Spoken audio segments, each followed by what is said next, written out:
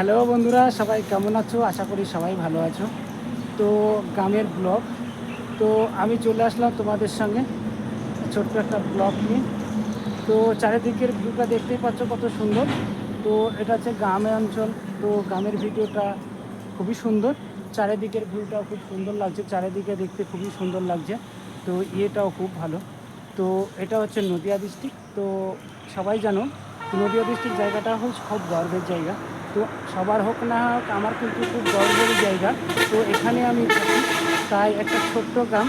তো আর সবাই যদি বলো আমার ব্যাকগ্রাউন্ড, আমার নাম প্রশান্ত সরকার। তো আমি একটা ছোট্ট গ্রামে থাকি। তো আমার হচ্ছে কোয়ালিফিকেশন ক্লাস 9 প্লাস।